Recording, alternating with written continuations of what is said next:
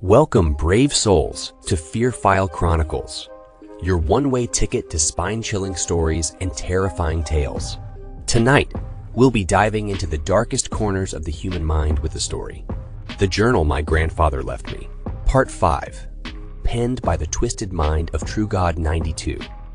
Together, we'll explore the unexplained and face our deepest fears.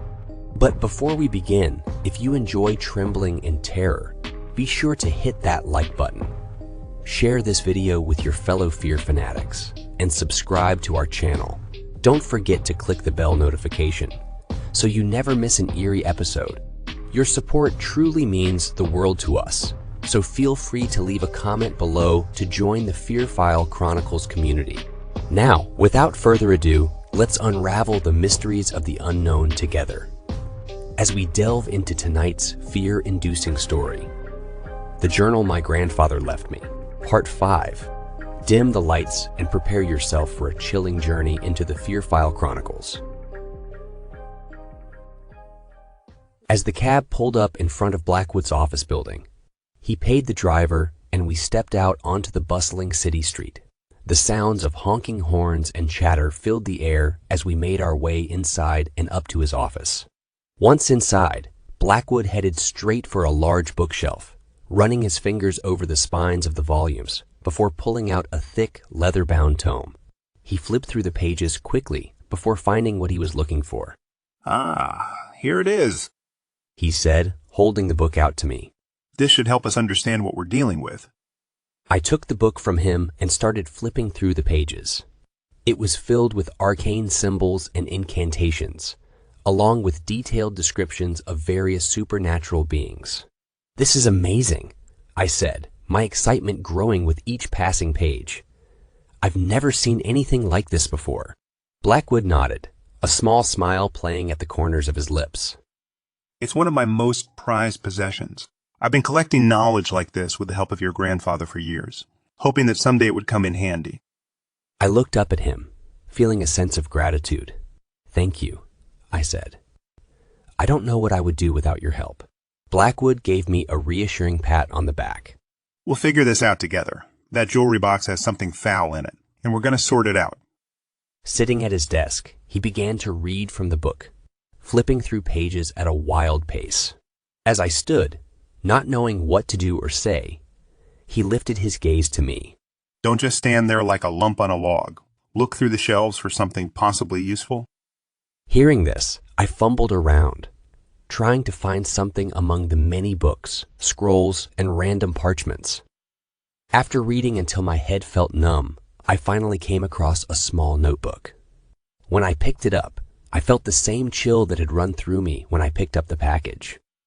Quickly, I looked through the pages of the small book. It read as follows: "I don't know what to do. The box is cursed, I'm sure of it. Ever since I brought it home, strange things have been happening. Shadows move on their own, whispers in the night, and a feeling of being watched all the time. I've tried everything to get rid of it, but nothing works. I fear for my life and the lives of those around me.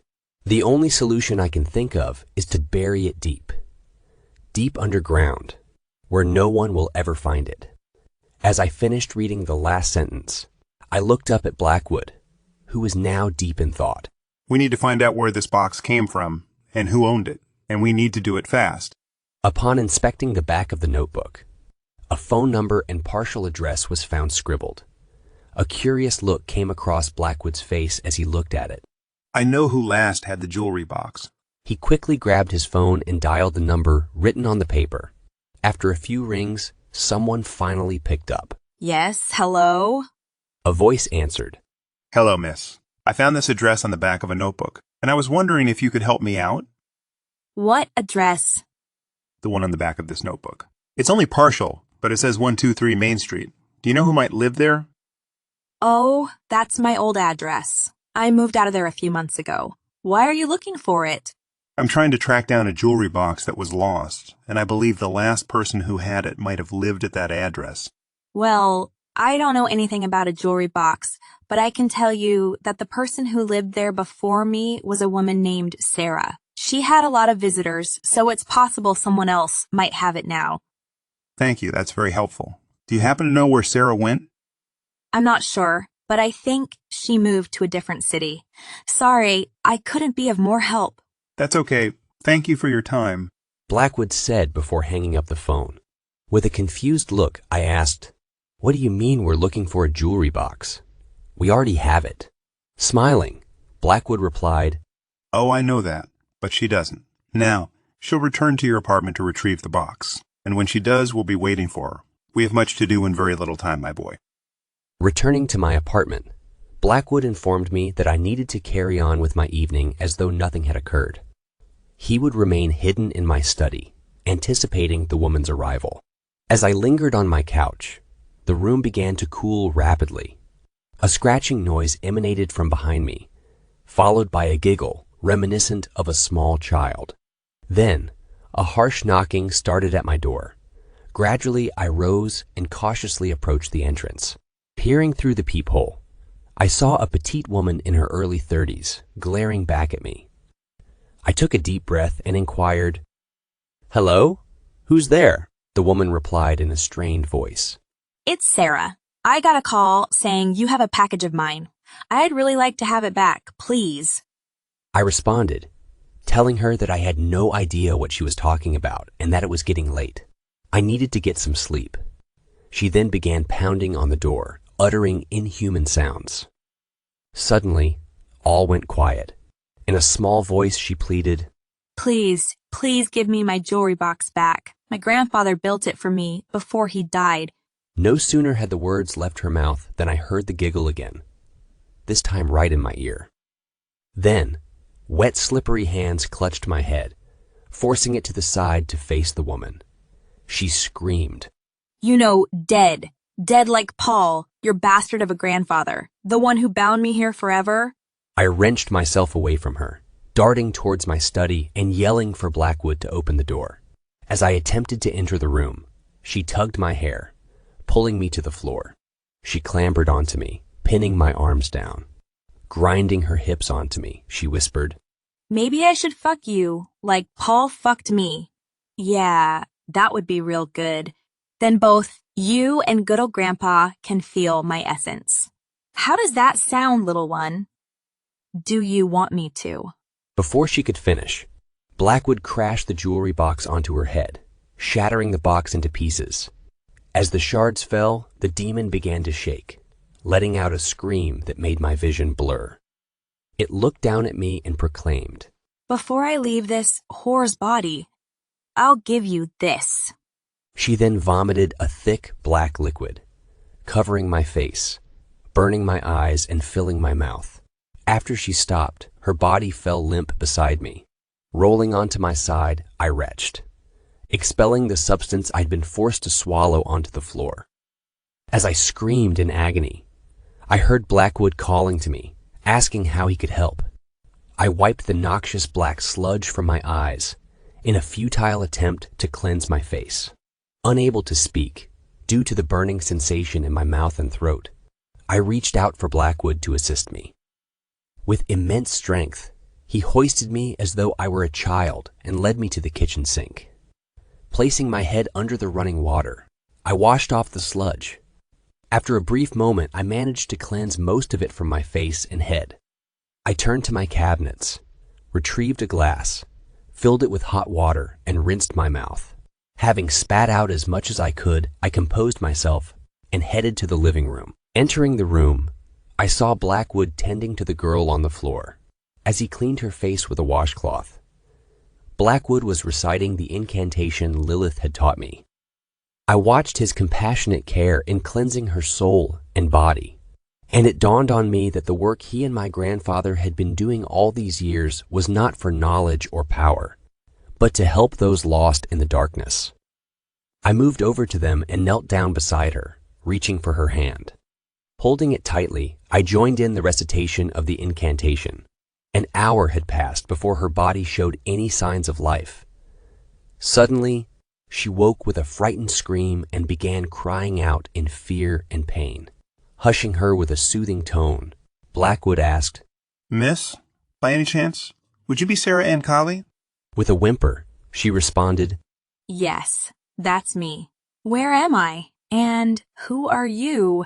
I am Dr. Duncan James Blackwood, and this here is my colleague, Luther Astar. As for why you're here, well, it appears that you entered a deal that resulted in the loss of control over your mind, body, and soul. Given these circumstances, Luther and I took it upon ourselves to save you. The demon you contacted, do you have its name? With slow, labored breaths, she said, I do. Her terrible name is Bethuvian the Whore. She promised me I'd never be hurt or used again, as long as I promised myself to her. I'm so sorry she made me put the package in your mailbox. She said you were just another pig stalking me. The package was supposed to just scare you, not cause all of this.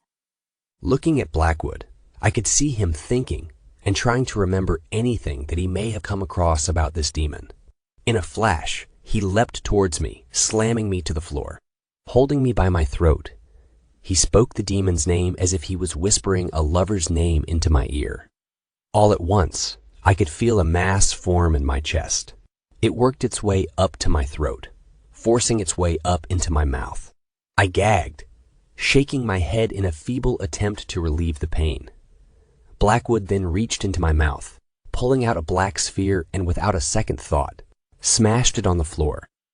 As it shattered, black smoke rose into the air, as if the demon made one last effort for life. Helping me to my feet, Blackwood apologized, saying that once he realized what had happened, he had no time to act slowly, and that he would do better by me next time if needed. Turning my attention to Sarah, I asked if she was okay, and if she needed anything. With a weak smile, she said, I could go for a shower and a hot cup of coffee. Returning her smile, I told her that she was more than welcome to use the shower, and that I would brew up some coffee for the three of us. After helping Sarah, I asked Blackwood if it was safe to clean the vomit off the floor and pieces of the jewelry box that seemed to be everywhere. With a nod, he said that all should be fine. For the next several hours, I mopped, swept, and scrubbed, cleaning up my study, living room, and kitchen. Once done, I finally was able to shower. Getting undressed, I noticed a mark on my shoulder.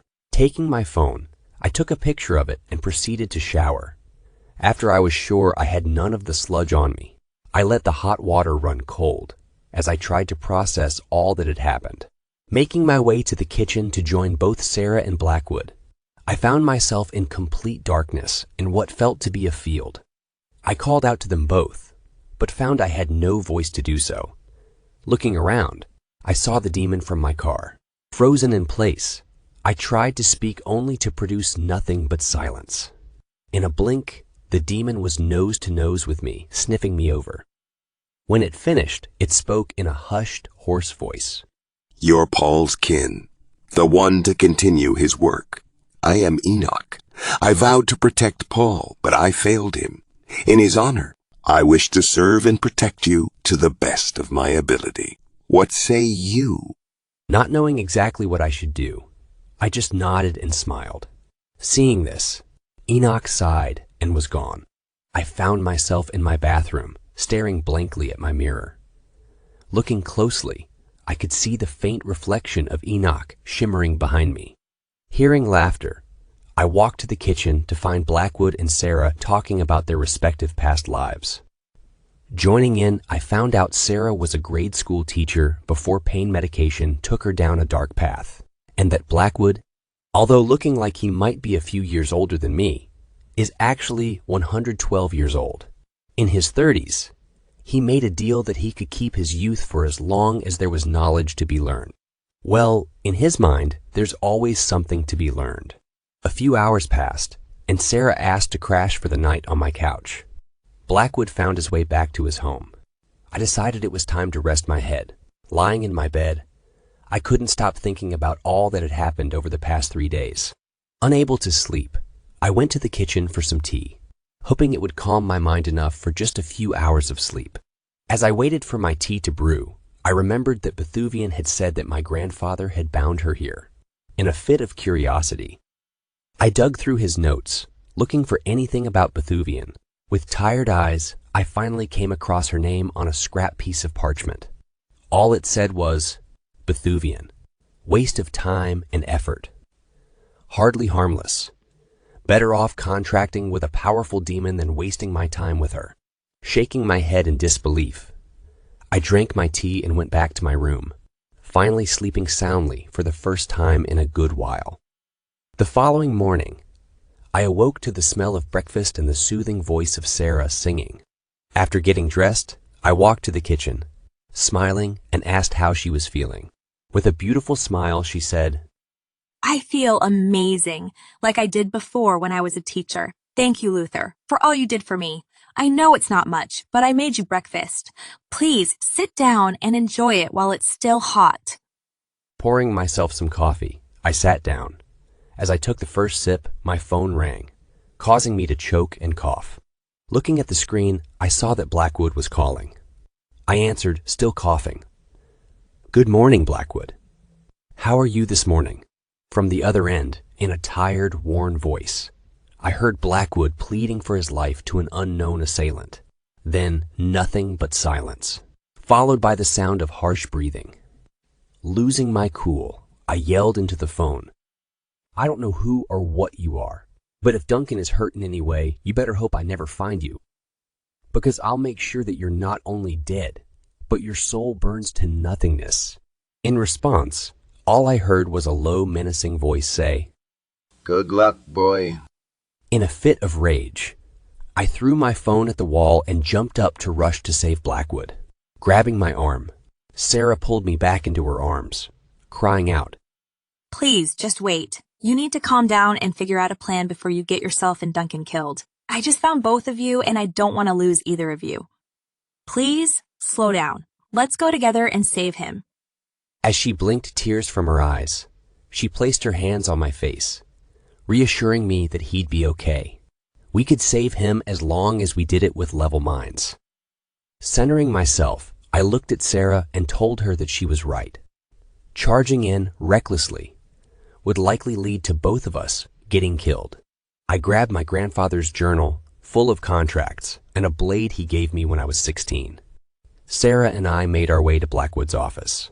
Once there, I told Sarah to wait in the car, and if I didn't return within an hour, she should head back and call the police to report us missing. Not giving her a chance to argue, I left the car and ran to the office doors. Upon opening the doors, I could smell death in the air. As I entered, I could see the bodies of Blackwood's 4 associates torn apart and scattered around the entrance. Carefully, I made my way to the main study, knowing in my gut that's where I'd find both Blackwood and whatever demon came for him.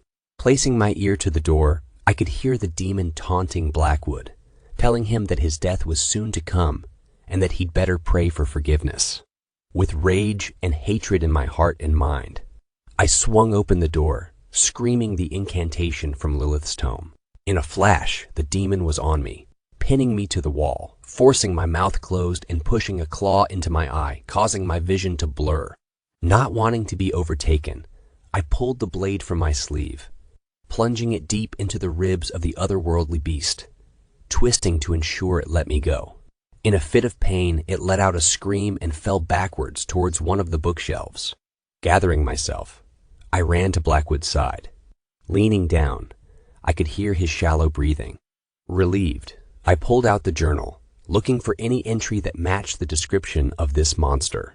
Finding the entry for it, I read that its name was Bile. Although it could be injured, it couldn't be killed. However, it could be bound. Raising my hand to the demon, I spoke loud and with unmatched force. I know thy name. With speaking it, I gain control over you. Bile, I bind you to the very blade I wounded you with, from now until I release you. Clawing at the ground, Bile was pulled towards the blade laying on the floor near me. Screaming and pleading, he watched as his body was forced into the small red jewel on the handle. In his final moments, Bile cursed my name, vowing to end my life in the most violent ways. With what strength I had left, I picked up Blackwood, only to have him wake up and tell me to put him down because he could walk.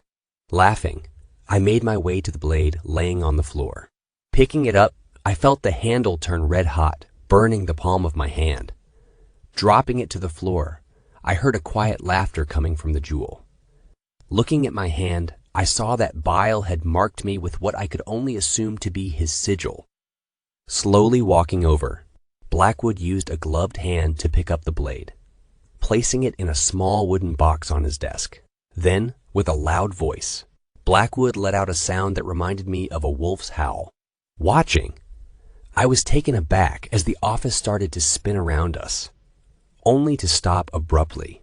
Looking around, I saw that everything was put back into place as if nothing had happened. Walking out to the entrance, I saw the 4 associates back to work, as if nothing had ever happened. Turning back around, I saw Blackwood smiling, holding himself up with a cane. Confused, I went to ask how he did all this. Shaking his head, he told me, "All in good time, my boy. Come, let's take a look at that eye of yours." Forgetting all about it, I reached up, feeling the already sticky blood on my face. I sat in his study as he examined my eye, cleaning it up the best he could. He told me that, unfortunately, he could only heal small wounds, and that he believed I was going to lose the eye. In shock, I gestured to the 4 men he had just brought back to life, and as if it was common knowledge, he told me that they were just clay golems, and that they were playing dead to lose the attention of the demon. Walking over to the door, I remembered I had left Sarah out in my car. Running outside, I yelled out to her to come inside. Apologizing for forgetting her, I walked her to the study where Blackwood was researching the demon, Bile. Looking up from his book, he said, "How nice to see you, Ms. Callie. How are you feeling after last night's events?" With some frustration, Sarah stated she was doing much better thanks to the 2 of us, but she was more worried about the fact that I was missing my eye and that Blackwood had a blood-soaked shirt on. With a smile, he told her that it was nothing to worry about, that it was all in a day's work.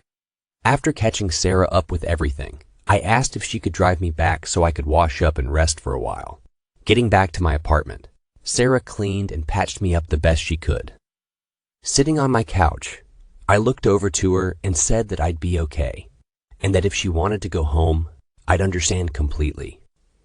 With an embarrassed look, she told me that she no longer had a home, that while possessed, she burned her house to the ground.